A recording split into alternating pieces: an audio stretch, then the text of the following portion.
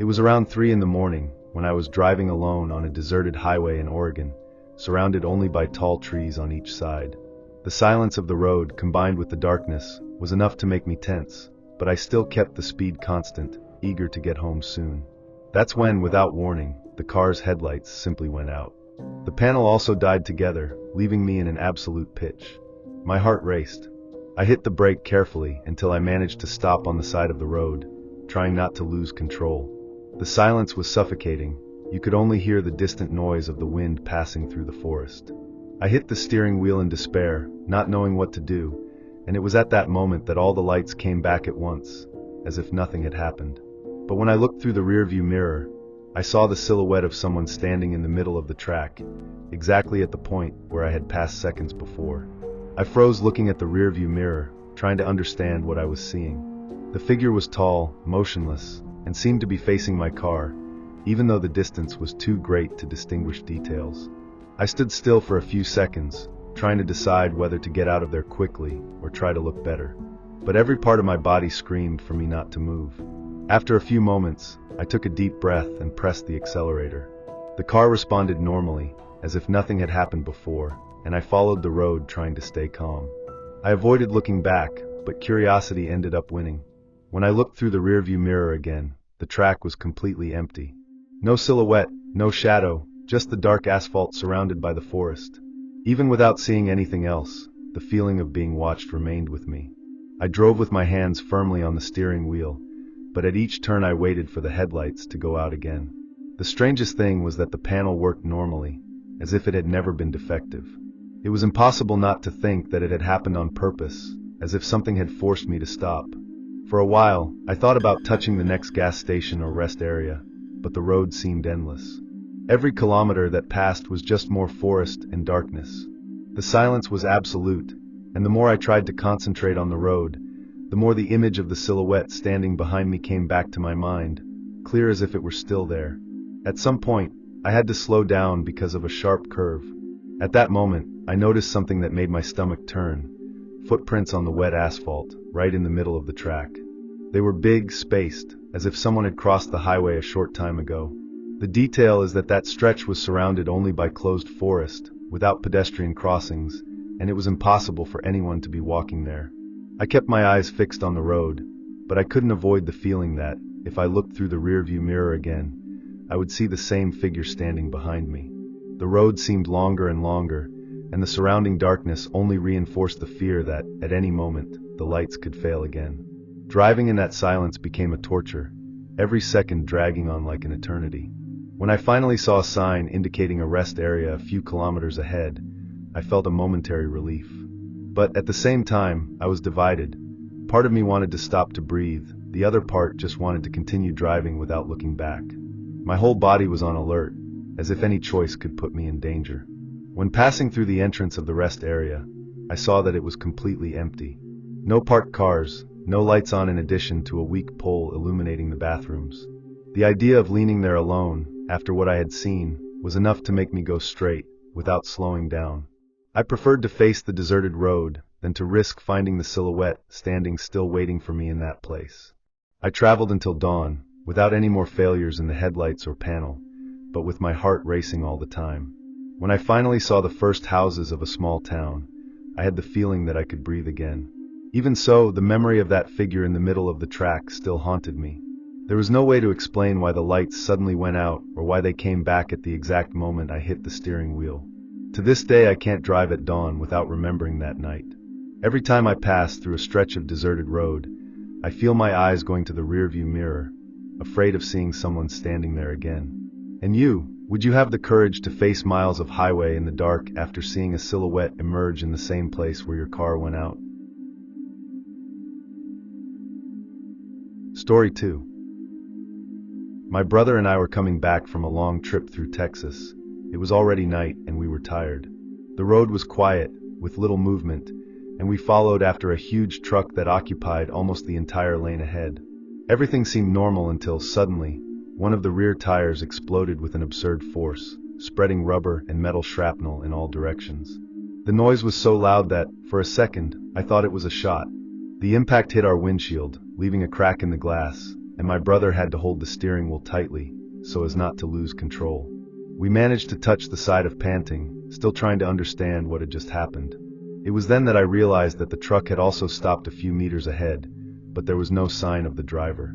We got out of the car, still stunned by the fright, looking towards the truck. The brake lights were on, and the cabin remained on, releasing that heavy engine noise. We walked slowly, hoping to see the driver get off to check the damage, but no one showed up. We even called loudly, but the silence of the road was the only answer. When we got closer, we realized that the cabin door was open, as if someone had left in a hurry. We looked around, trying to find any movement on the side of the road or in the surrounding bush, but we saw nothing. The strange thing was that, with a tire blown up like that, it would be impossible for the driver to simply abandon the vehicle without even turning off the engine. I approached the side of the truck and saw the pieces of the tire scattered on the track. The strong smell of burnt rubber was still in the air, mixed with the heat that came out of the asphalt. But what really bothered me was noticing that there was no flashlight, no bag, or any sign that the driver had left to ask for help. It was as if he had simply disappeared from there. My brother, still nervous, insisted that we go back to the car and call the police, but first I took one last look at the cabin. The driver's seat was empty, and the keys were still in the ignition, with the engine snoring low. The scene was so surreal that I didn't know if I was facing a sudden abandonment or something much worse. We went back to the car and locked the doors, but we couldn't get out immediately. The truck occupied part of the track and the tire pieces were scattered, which made it difficult to pass. While my brother tried to calculate where to go without further damaging our car, I was watching the surroundings. That's when I had the impression of seeing a shadow moving among the nearby trees, too fast to identify what it was. That made me even more uneasy, because the road was completely deserted.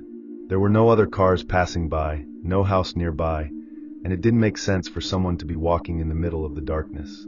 I wondered if it could be the driver, but the way the shadow moved didn't seem natural, and the feeling that remained was that we were being watched from inside the forest. My brother accelerated the car slowly, dodging the rubber shrapnel, while I kept my eyes glued to the truck. The noise of his engine was still firm, as if he was still waiting for the driver who would never come back. When we finally passed by the cabin, I couldn't resist and looked out the window. What I saw gave me goosebumps. The passenger seat was tilted backwards, as if someone had just left there, but there was no one. We followed the road in silence, each trying to process what had just happened. I looked through the rearview mirror and saw the truck stopped in the same place, imposing in the middle of the dark highway, with the red brake lights still on. The feeling was that, if we stopped for longer, we would end up discovering something we preferred not to know. We managed to get to a gas station a few kilometers later and called the road police, reporting the accident. Later, we learned that a vehicle was sent to the place, but they did not find any driver, only the truck still connected and the tire destroyed. No footprint, no trace, nothing that explained where he would have gone. The scene seemed frozen in time, exactly as we had left it. To this day, whenever I think about that night, I wonder what really happened to that driver. I can't forget the image of the empty truck, stopped in the middle of the road, as if it had been abandoned the moment the tire exploded. And you, would you have the courage to approach a heavy vehicle stopped in the dark of the highway without knowing what you can find inside? Story 3. My wife, Ashley, and I were coming home after visiting family members, and our 2 little daughters slept in the back seat. It was almost midnight when we passed a more isolated stretch of the highway, surrounded only by dark fields. That's when we saw a man standing on the side of the road. He didn't wave, didn't try to ask for a ride or signal for help. He was just there, staring at the passing cars. I was bothered at the same time.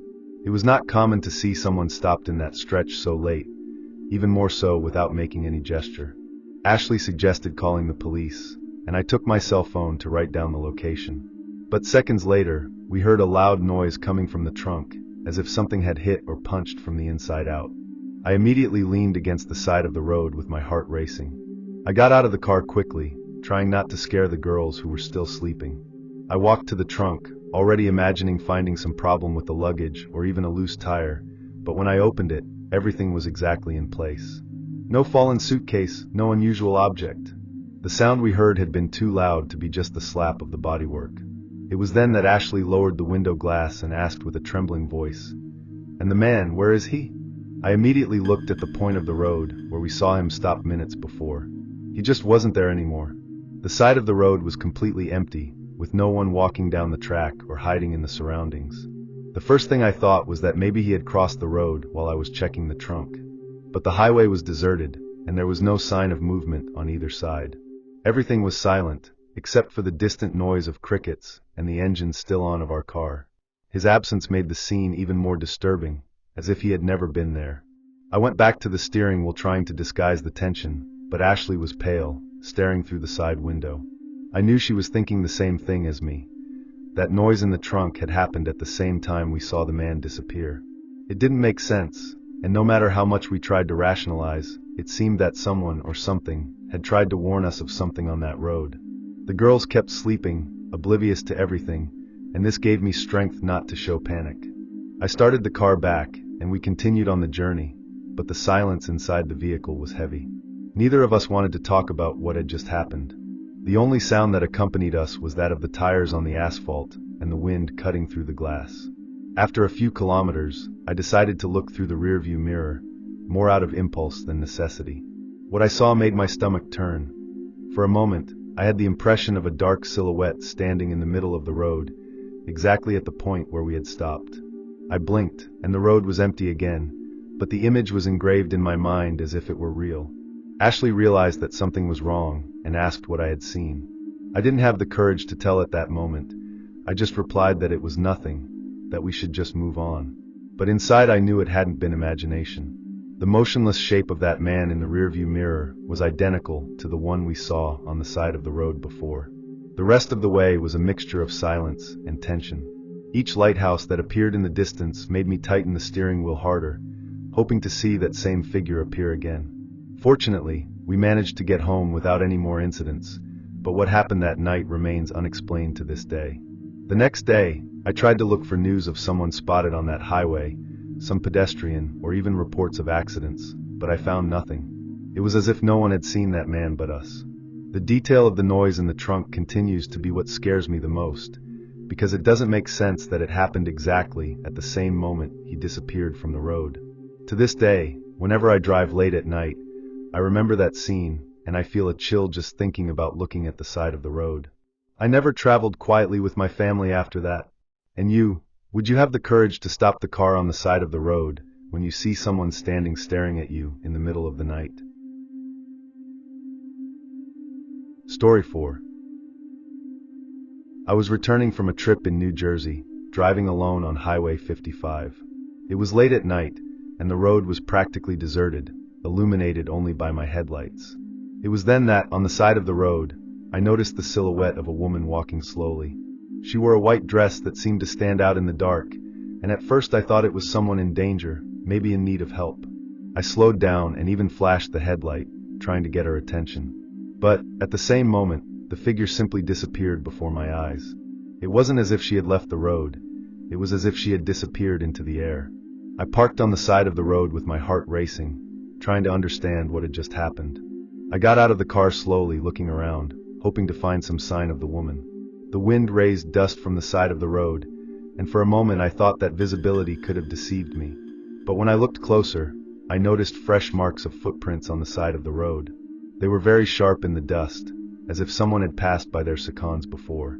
I followed the marks for a few meters, but they just suddenly stood, without leading anywhere. It was as if the woman had disappeared halfway. The silence around me made everything even stranger. There were no cars, no nearby houses, nothing but the dark road and the distant sound of insects. I went back to the car trying to stay calm, but my hands were shaking when I closed the door. I started the engine and stopped for a few seconds, staring at the point where I had seen the woman. The image of her walking slowly on the side of the road was still clear in my mind, as if it could arise again at any moment. While I was on my way back on the road, I couldn't help but look through the rearview mirror several times. With every look, I had the impression of seeing something moving in the darkness, but there was never anything really there. The fear that that figure could appear again, perhaps even closer, left me on alert the rest of the way. As I advanced along the highway, I noticed that the air inside the car seemed heavier, as if silence was pressuring me. I turned on the radio to try to distract my mind, but even the hiss of the bad frequency sounded uncomfortable. The scene of the footprints suddenly stopping didn't leave my head. It It was impossible not to think about why they ended that way. I started to reduce at each curve, afraid of finding the same woman in white standing on the side of the road again. The worst thing was the feeling that if I decreased too much, I could see her appearing right next to the car. The dark and lonely road seemed to never end, and the tension only grew every kilometer. After almost an hour of driving, I finally saw the lights of a small town in the distance and felt immense relief. Only then could I take a deeper breath and try to convince myself that maybe it had just been the result of fatigue. But when I remembered the fresh footprints stopping out of nowhere, I realized that it wasn't that simple. That had been real, and until today I haven't found an explanation that made sense. Since that night, every time I take Highway 55, I avoid looking at the side of the road for a long time. The fear of seeing that white figure again always accompanies me like a shadow. And you, would you have the courage to stop the car when you see someone alone on the edge of a deserted road in the middle of the night? Story 5. Two friends and I were on a road trip through Kansas when we decided to stop at a roadside motel to rest. It was late at night, and the building had that old look, with a flashing neon sign at the entrance. The reception was open, and when we entered we saw the empty counter. I rang the bell, and the sound echoed through the silent lobby. We waited a few minutes, but no one showed up to answer us. It was during this waiting time that we began to notice strange things. First, we heard heavy footsteps coming from the corridor that led to the rooms. Then, low voices, as if someone were talking behind one of the closed doors. We even called out loud to let them know that we wanted a room, but we didn't get an answer. Only the muffled sound continued, without ever revealing who was there. We were restless, but we decided to wait a little longer, thinking that the person responsible could appear at any time. The problem is that the minutes passed and nothing changed. The voices seemed to move from one room to another, as if they accompanied us without ever revealing themselves. One of my friends even suggested that we take the keys that were hanging on the wall behind the counter, but something in the air made us give up on this idea. After almost 20 minutes, we decided to leave. The feeling was that we were being watched all the time, but we never saw anyone real. We left through the same door and went back to the car, trying to laugh to disguise the nervousness. We continued on our journey without looking back, swearing that we would never stop in such a strange place again. The next morning, still intrigued, we decided to go back to the motel to see if we could understand what had happened. We arrived around 9, when the sun was already high, but the scene we found was completely different from the night before. All doors were locked with rusty chains and padlocks, and the reception seemed dusty, as if no one had used it for years. The neon sign we saw lit and blinking the night before was now extinguished, broken, with loose wires swinging in the wind. We looked out the windows and saw furniture covered by old sheets and thick layers of dust on the floor. There was no sign that the place had recently received someone, much less guests. The three of us were silent, trying to process what we were seeing. There was no way to explain. A few hours before, we had entered that same building, rang the bell, and heard footsteps and voices behind the doors. Now, it seemed impossible to imagine that someone had circulated there recently. One of my friends commented that maybe we had confused the place, but I knew it was the same motel. What marked me the most was remembering the sound of low voices, as if they were talking to each other, and the steps that seemed to approach the corridor. None of this could have been just collective imagination. We were together, we all heard the same things at the same time. And now, looking at that abandoned building, the feeling was that we had entered somewhere that shouldn't be accessible. We went back to the car without exchanging many words, each trying to find a logical explanation that simply did not exist. There was no denying it. The night before, that motel seemed to be in operation, but the next morning it was just an abandoned and forgotten building. The road went silent as we walked away, but the feeling that we had witnessed something that was not part of normal reality accompanied us for a long time. To this day, whenever I pass by a roadside motel, I remember that night and avoid even looking inside. We never had the courage to stop in places like this again, especially in the dark. And you, would you have the courage to enter a building apparently working at night and find out the next day that it had been abandoned for years? Story 6. I was driving alone on a highway in Colorado when I noticed a white van in my rearview mirror. At first, I didn't care, but after about 10 minutes I noticed that she was still exactly behind me, keeping the same distance. It was only then that I realized that there was no plate, neither on the front nor on the back. This put me on immediate alert.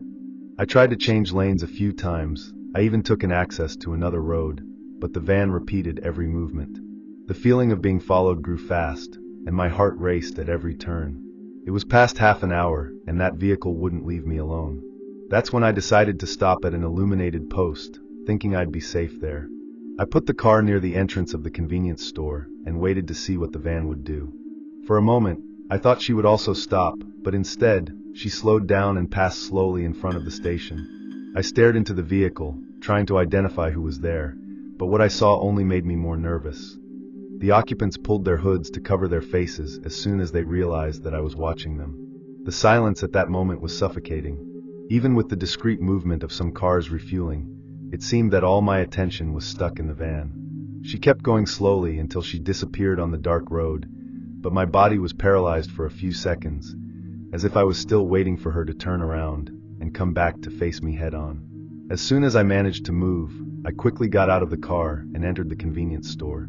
I told the attendant what had happened, still panting, and asked him to stay in there for a few minutes. He reassured me, saying that I could wait as long as I wanted, but you could see from my expression that I was panicking. I was looking out the window all the time, waiting for the van to reappear in the parking lot. After about 15 minutes, I got up the courage to call a friend who lived nearby and asked him to meet me.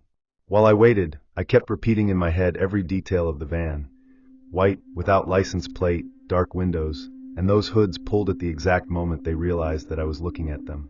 The most disturbing thing is that, to this day, I don't know if they gave up by chance or if they were just waiting for another opportunity. When my friend arrived, I made sure he would accompany me home. During the journey, I kept looking at the rearview mirror without stopping, fearing to see those headlights appear again on the road. But the van never showed up again. Still, the feeling of being watched didn't leave me until I entered the house and locked all the doors.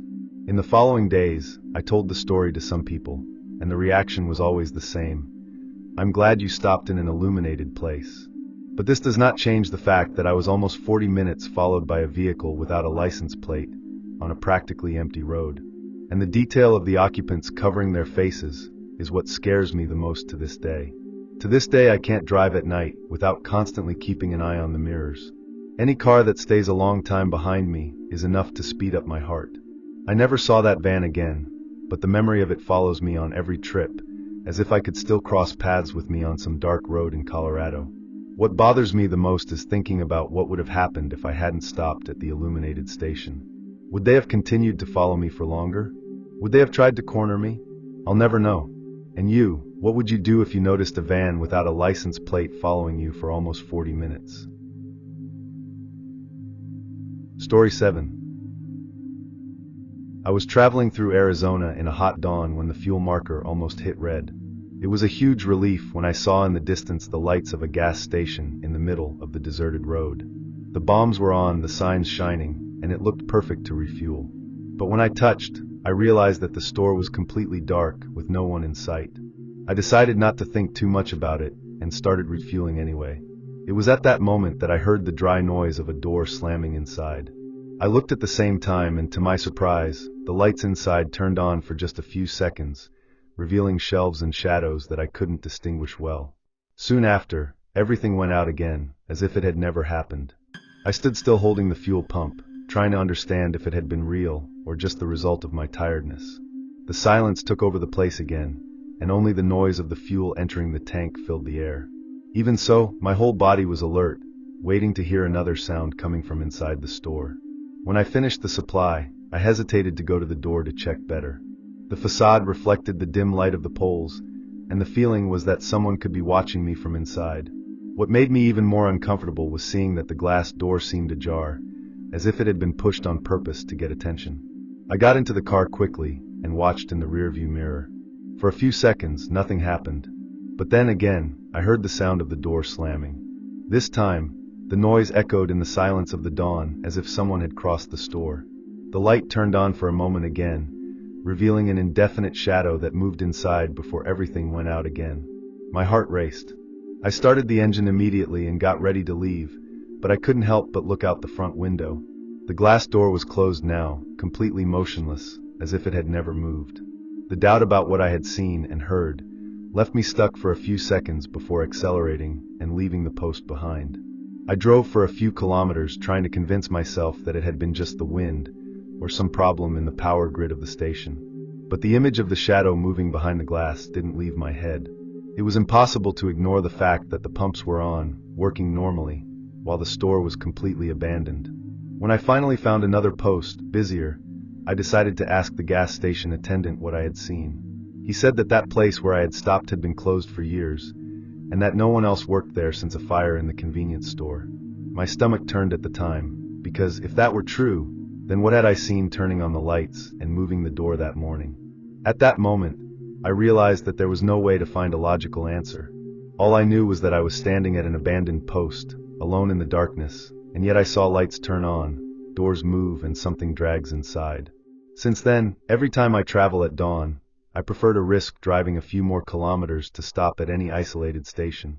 To this day, when I remember that shadow moving inside the store, I feel a chill as if I were still standing there, with the fuel pump in my hand. And you, would you have the courage to refuel at an empty station in the middle of the road if you noticed the flashing lights and doors moving by themselves? Story 8. Michael and I were returning from a trip in Nevada when we passed a deserted stretch of the road. It was late at night, and there was no car besides ours. That's when we saw something that made us freeze at the time: a child standing on the side of the road, holding something in his hands. We didn't think twice before stopping, because the idea of a child alone there in the dark was simply desperate. We went down quickly and ran a few steps to the place. But when we arrived, there was no one. The side was empty, only the hot wind blowing dust into the air. We looked around, looked up to the edge of the tree, but nothing. It was as if the child had disappeared at the exact moment the car stopped. Confused and restless, we went back to the car, trying to understand what could have happened. The road was silent, without any movement, and the feeling was that something was wrong from the moment we stopped. When we got close to the vehicle, Michael was the first to notice. There were several small hand marks on the bodywork, as if a child had touched the car seconds before. I ran my hand through the marks, trying to see if it was dust or illusion, but they were clear, scattered mainly on the back of the car and near the doors.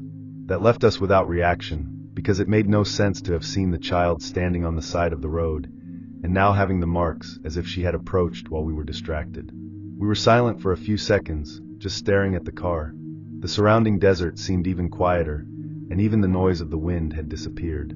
Michael suggested that we immediately go back to the car and get out of there, and I didn't hesitate to agree. We entered quickly, locked the doors, and started the engine, but even so, the feeling that there was someone nearby did not leave us.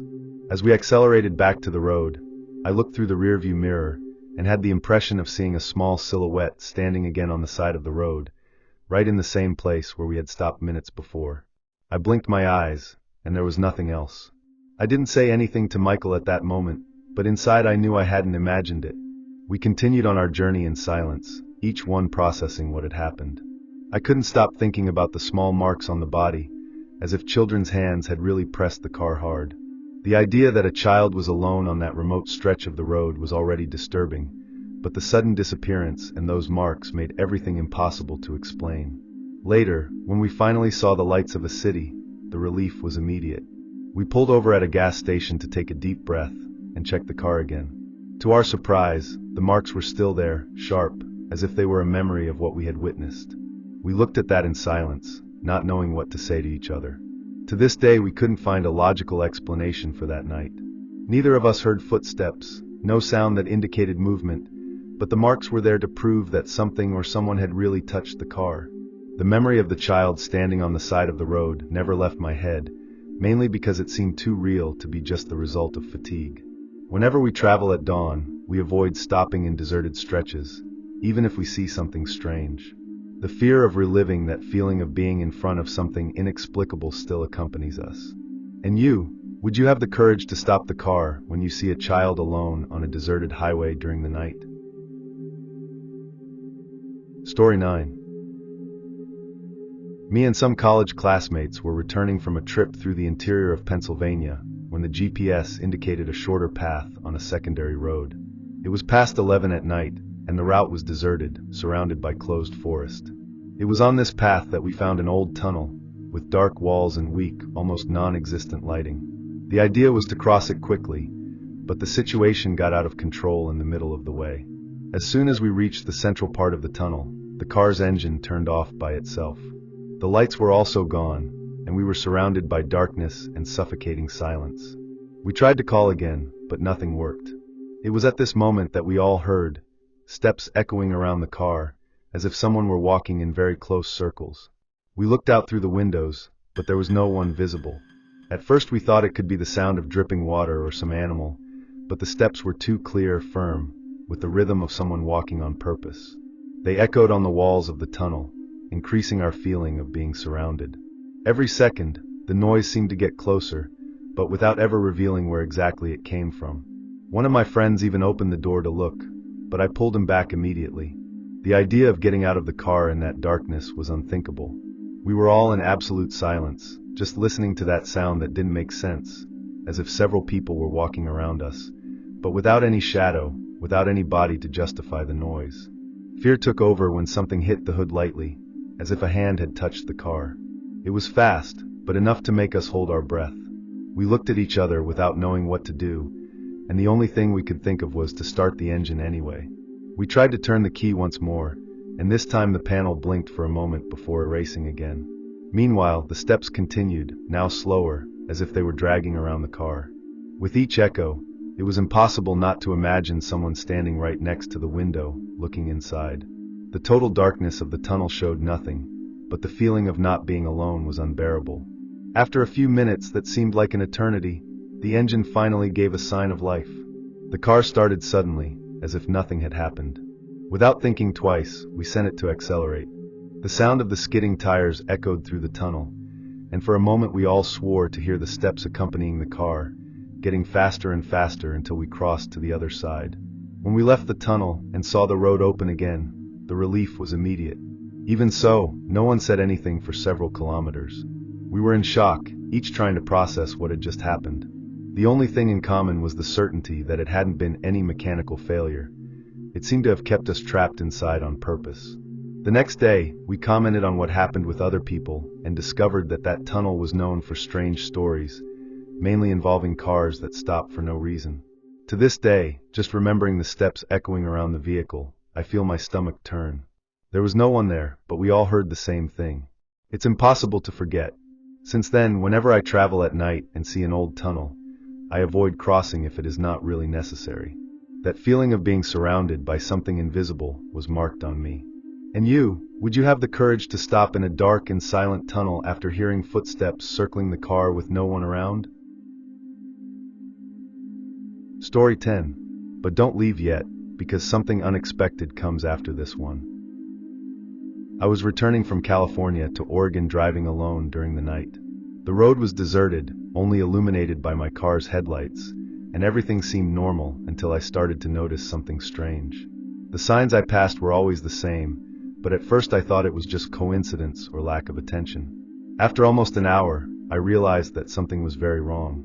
I went through the same exit 3 times in a row, and there was no way that could happen without me having taken a walk or made some return. I looked at the car clock thinking that at least I could get a sense of the weather, but it was still stopped at 2:14, even after all this journey. At first I tried to convince myself that I was just tired and maybe I had confused the excerpts, but the repetition was impossible to ignore. I clearly remembered every detail.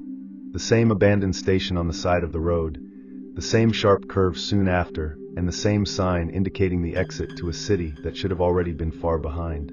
Everything repeated itself, as if I were trapped in a loop. The silence in the car only made the situation more suffocating.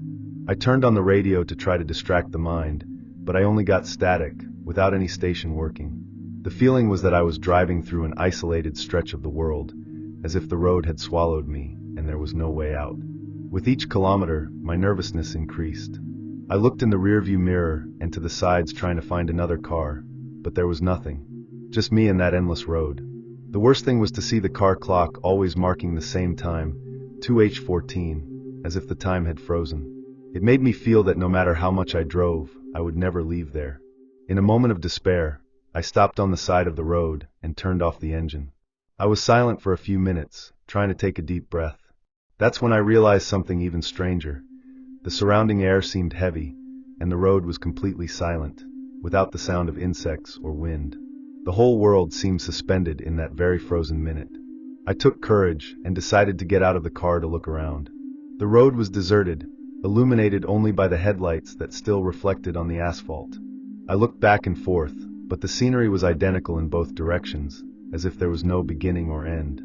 I stared at the exit plate again and realized that it was the same as before, with the same scratches on the paint, as if it were stuck in that place forever. I got back into the car and started the engine, praying for something to change. I drove for a few more minutes until, suddenly, the clock advanced to 2:15 a.m. It was at this very moment that the road finally began to change, new stretches, different signs, and even some lights of houses in the distance. It was as if I had been released from some kind of bizarre repetition. I continued traveling non-stop until I arrived in a city, still in shock. I looked at the clock several times, just to make sure I kept running normally. I could never explain what happened on that road, but to this day I remember the suffocating feeling of being stuck in a place where time did not pass. It was too real to be just tired or illusion. Since that night, I've never traveled alone at dawn. I'm always afraid of ending up stuck again on a road that seems to have no end. And you, have you ever been through a moment when time seemed to have stopped completely, as if you were stuck in a loop? You've made it to the end. Thank you for listening until now. But before we close, I have one last story for you. I was on a road trip through Texas when I saw a car parked on the side of the road. The doors were open, the headlights lit, and the scene seemed urgent, as if someone had just run out of there. Without thinking too much, I parked a few meters ahead, thinking it could help with some mechanical problem, or even in an emergency. When I approached, I noticed something that made me even more uneasy. Inside the vehicle there were 2 children's chairs installed in the back seat. They were well attached, as if they were used recently, but there was no child, no adult, or anyone around. The car was completely empty, as if it had been abandoned in the middle of the trip. I looked around trying to find any sign of movement, but the road was deserted. The silence was so heavy that even the sound of my car's engine in the background seemed out of place. I got closer, calling a few times, but no one answered. That's when I felt that strange discomfort of being watched. At a glance, I turned my gaze to the side of the road, where a strip of forest began. Among the trees, I could distinguish a motionless, dark silhouette that seemed to be staring at me. The body crashed at the time, and it was as if every instinct told me not to get any closer to that car. The whole scene seemed armed, and the presence standing in the shadows only confirmed this. I took a few steps back without taking my eyes off the woods. The figure was still there, motionless, as if she was sure that I had noticed her. You couldn't see the face or details, just the rigid posture between the trees. The road was deserted, and the only light came from the headlights of the abandoned car, illuminating the asphalt in an almost theatrical way, making everything even more disturbing. At that moment, I realized how much I had put myself at risk. If there were child seats inside the car, that could have been left there on purpose, perhaps to attract those who passed by the road. The fact that someone was standing watching from the forest gave me the certainty that I shouldn't stay even one more second. I took a deep breath, turned slowly, and walked quickly back to my car. I got into the car with trembling hands and locked the doors immediately. I started the engine and, before accelerating, I couldn't resist taking one last look through the rearview mirror. What I saw made me freeze. The silhouette was still there, but it seemed to have gotten a little closer to the side of the road, as if it had taken a few steps towards me. Without thinking twice, I stepped on the accelerator and moved on, leaving the car abandoned and that figure behind. I drove for several kilometers without slowing down, my heart racing and my breath short. Only when I reached a small town further ahead did I feel that I was safe, but even so I couldn't stop looking at the mirrors, hoping to see the headlights of that vehicle coming behind me. The next day, I tried to find news about an accident or abandoned car in that region, but there was nothing recorded. It was as if that vehicle had never existed. The memory of the empty children's chairs haunts me to this day, because it gave the impression that someone had used that as bait to attract unsuspecting drivers. Since then, I promised myself that I would never stop in suspicious situations on the road again, no much as they seemed like a request for help. The feeling of being watched from the forest was engraved in me as a permanent alert. And you? Would you have the courage to approach an abandoned car with the doors open in the middle of the night? Thank you very much for your company until the end. Your support is what gives life to this channel. If these stories have caught you, don't forget to leave your like and comment on your opinion. And if you are not yet part of our community, sign up now to receive the next real horror stories.